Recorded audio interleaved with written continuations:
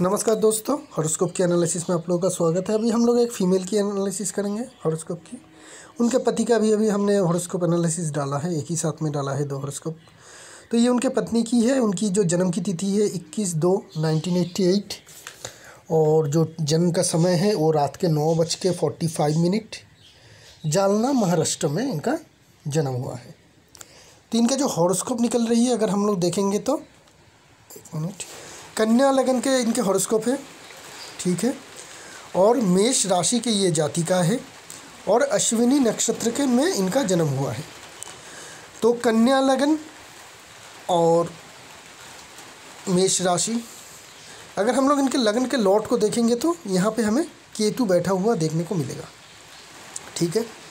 केतु अगर लगन के लॉट में आपका 6 हाउस में बैठ जाए ना तो काफ़ी डैमेजेबल होती है हेल्थ के बारे में। 0 डिग्री का है, आपको दिखेगा। कितना मिनट का है अगर हम लोग ढूंढ पाए, 1 मिनट दीजिए।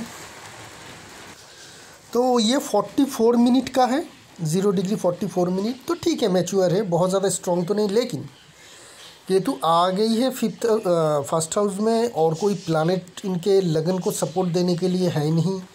मरकरी जो है वो इनके 5th हाउस में बैठा हुआ है ज़रूर, लेकिन मरकरी प्लैनेट बहुत कमज़ोर है केतु के मुकाबले में। केतु को टक्कर देने के लिए सन चाहिए, वेनस चाहिए, जुपिटर चाहिए, ठीक है ना। यहाँ पे केतु बहुत ही ज़्यादा पावरफुल है। तो क्या करेगी केतु? बाय नेचर एक नेगेटिव प्लैनेट है। तो जब भी आपकी फर्स्ट हाउस में या 6th हाउस में आ जाएगी आपकी सेहत में ख़राबी करेगी।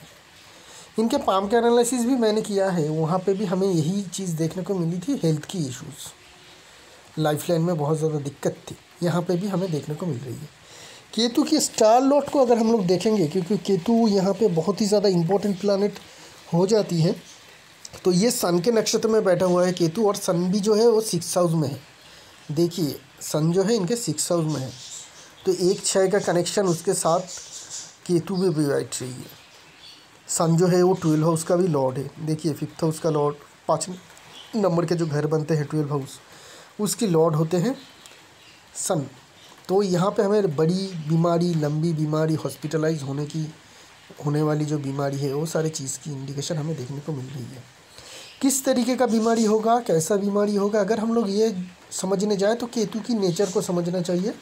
केतु अपने अंदर सब कुछ छुपा के रखता है, ठीक है। जो भी इसके अंदर जाता है ना वो छुप जाता है। कब तक छुपता रहता है? जब तक के ना केतु की एकदम पेट भर जाए, उसके बाद वो जो अपना कटा हुआ गला है वहाँ से वो निकाल देती है। तो यहाँ पे इनकी बीमारी जो होगी वो हिडन होगी। डॉक्टर पहले डायलिसिस नहीं कर पाएंगे, रॉन्ग डायलिसिस करेंगे, या बीमारी का पता इनको पहले चलेगा ही नहीं। ऐसे बहुत सारे बीमारी होती है ना जो अर्ली स्टेज में पता नहीं चलता है, उस तरीके का बीमारी का खतरा हो जाएगा। जब वो बीमारी बहुत बड़ी होगी तब इनको फोकस आएगी कि हाँ मुझे ये तकलीफ़ हो रही है, और तब तक डॉक्टर के पास जाएंगे तो डॉक्टर बोलेगा कि ये बीमारी तो काफ़ी दूर आ चुकी है। तब ट्रीटमेंट थोड़ी क्रिटिकल हो जाती है, आपको हॉस्पिटलाइज होना पड़ता है, लंबी ट्रीटमेंट होती है। तो उस तरीके का इंडिकेशन यहाँ पे हमें इस हॉरोस्कोप में देखने को मिल रही है। इसके साथ साथ अगर देखेंगे ना, मंगल, चंद्रमा, जुपिटर, मंगल, शनि, चंद्रमा, जुपिटर, ये सारे प्लैनेट, सारे के सारे प्लैनेट, मंगल हो, शनि हो, यहाँ पे देखेंगे जो 4th हाउस में मंगल शनि बैठा हुआ है और 9th हाउस में चंद्रमा जुपिटर बैठा हुआ है। ये सभी चीज़ की जो स्टार प्लैनेट है ना वो केतु है। तो केतु यहाँ पे एक मेन सिग्निफिकेटर है, बहुत ही ज़्यादा हाईली पावरफुल है केतु इस हॉरोस्कोप में, और वो नेगेटिव रिजल्ट दे रहा है। हर एक प्लैनेट को 4-4 प्लैनेट, और साथ में मरकरी भी, क्योंकि उसके घर में बैठा हुआ है। क्योंकि यहाँ पे जो घर वाला है वो बहुत ही कमज़ोर है, मरकरी बहुत ही कमज़ोर है। वो एक किराया दिया है, मतलब किराएदार रखा है गुंडे को, और वो इंसान एकदम नॉर्मल इंसान है, नॉर्मल से भी कमज़ोर है। नॉर्मल इंसान भी डांटेगा तो केतु डर जाएगा। इस तरीके का केतु होती है। बच्चे प्लैनेट कहते हैं इसे, बच्चा इसलिए कहते हैं कि यह बहुत ही ज़्यादा सादा सीधा कमज़ोर होता है। तो यहाँ पे केतु के अंडर, केतु जो इतनी ज़्यादा स्ट्रॉन्ग है, ये मून को, चंद्रमा को, जुपिटर को, सैटर्न को, मंगल को, हर एक को चलाएगी। साथ में मरकरी भी है। तो केतु को यहाँ पे शांत रखना बहुत ही ज़्यादा इम्पोर्टेंस है। इसके लिए आपको कुछ रेमेडी करनी चाहिए। एक तो घर में काला कुत्ता ज़रूर पालना चाहिए, ब्लैक डॉग, ठीक है। ब्लैक कलर के डॉग रखिएगा, ब्लैक डॉग शरारत की नहीं बात कर रहा हूँ। तो काले रंग के कुत्ते पालने चाहिए। बाहर के हर एक जब भी आपको डॉग वगैरह दिखे उनको खाना खिलाइए। कभी भी कोई विधवा नारी दिखे जो असहाय हो, जिसकी मदद की ज़रूरत हो, बुज़ुर्ग हो तो और बेहतर, तो बेझिझक उनकी मदद करिए जितना आप में सामर्थ्य होता है। इससे जो केतु है वो आपका शांत रहेगा और नेगेटिव बहुत ज़्यादा रिजल्ट नहीं देगा। ठीक है, ये सारे रेमेडी करिए। और हो सके तो आप मैं बाद में बताऊंगा कौन से स्टोन लेना है। इनमें से ये 5 में से जो स्ट्रॉन्ग प्लैनेट दिखेगा सबसे ज़्यादा उसकी मैं रेमेडी बता दूंगा आपको। सेकंड हाउस जो है आपकी 7 नंबर के घर है, इसके लॉर्ड बनते हैं वेनस। सेकंड हाउस जो होती है वो हम लोगों की मारक भाव होती है, पैसे बैंक बैलेंस की घर होती है, रिलेशनशिप की घर होती है। तो इसकी लॉर्ड जो बनते हैं वेनस, वो 7th हाउस में बैठ रही है जुपिटर के घर में राहु के साथ। वेनस के राहु के साथ उतनी ज़्यादा टक्कर वगैरह कुछ है नहीं, दोनों ही मैंने बाई नेचर मेलिफिक प्लानट थे, तो इनमें कोई आपको नेगेटिव रिजल्ट मिलेगा ऐसा बहुत ज़्यादा ऐसा कुछ होता नहीं है। तो वेनस 7th हाउस में है तो इनका हस्बैंड काफ़ी बाई नेचर वेनस का होना चाहिए इनके हस्बैंड, तो काफ़ी हैंडसम होना चाहिए, काफ़ी अट्रैक्टिव होनी चाहिए, इस तरीके का नेचर होना चाहिए, इस तरीके का दिखावा होना चाहिए उनके हस्बैंड का, मतलब बाई लुक ऐसे देखने चाहिए, काफ़ी स्मार्ट और हैंडसम।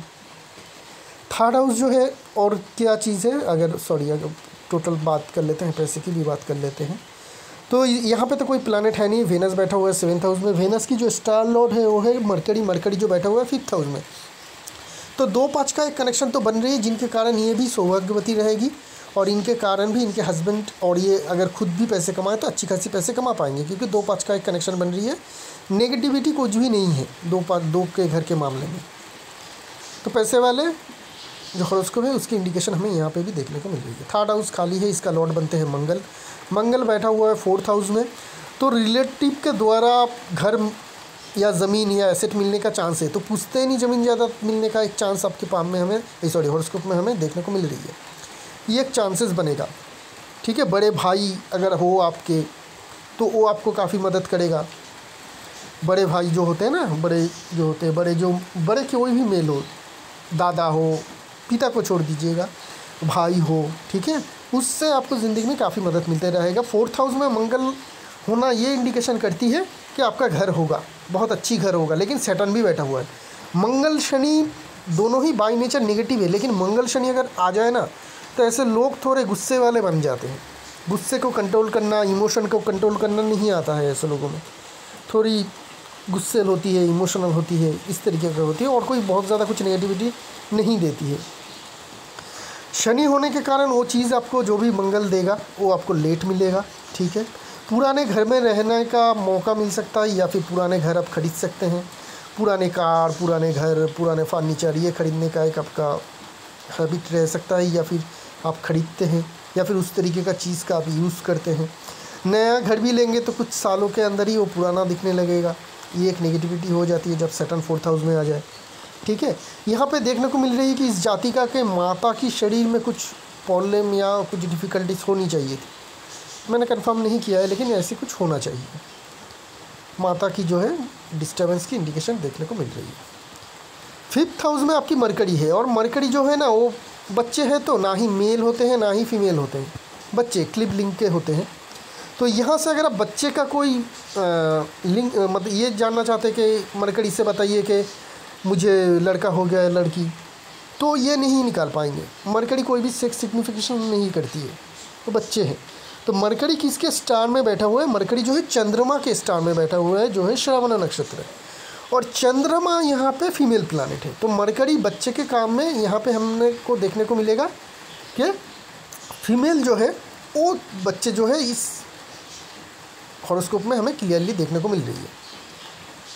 मरकरी जिनके जो देखिए जो भी प्लैनेट जिसके स्टार में बैठा हुआ होगा, स्टार लॉर्ड ज़्यादा पावरफुल होगा, हमेशा इस बात का ध्यान रखिएगा। इसलिए मैं स्टार लॉर्ड का हमेशा जो है एनालिसिस करता रहता हूँ। जहाँ पे ज़रूरत ना पड़े वहाँ पे नहीं करता हूँ, लेकिन जिस घर की एनालिसिस करने जा रहे हैं वहाँ पे ये चीज़ देखने की ज़रूरत है।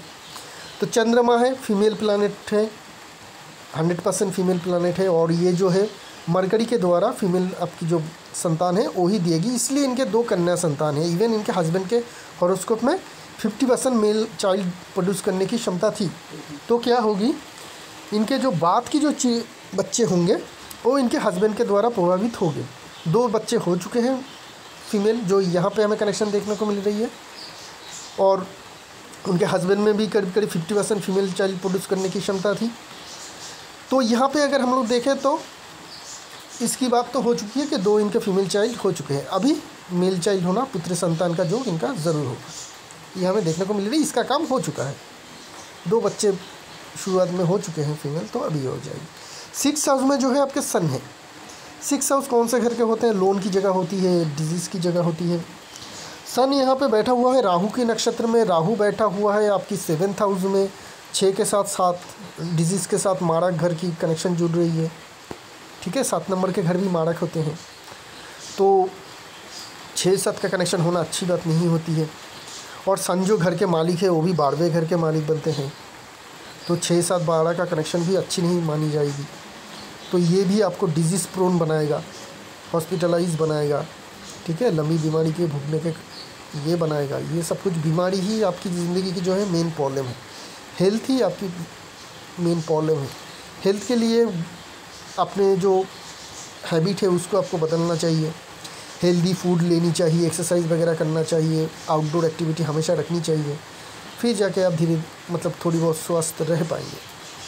7th हाउस में वेनस राहु है। वेनस के कारण उस तरीके का हस्बैंड मिलेगा। राहु के कारण कैसा हस्बैंड मिलेगा? लीडरशिप वाला, ऐसे हस्बैंड जिनमें लीडरशिप क्वालिटी रहेगी, जिन जो थोड़े एग्रेसिव भी होंगे हर एक काम में, इस तरीके का इनका हस्बैंड मिलेगा। 9th हाउस में चंद्रमा और जुपिटर बैठा हुआ है, बहुत ही फॉर्चुनेट इंडिकेशन है, बहुत ही फॉर्चुनेट।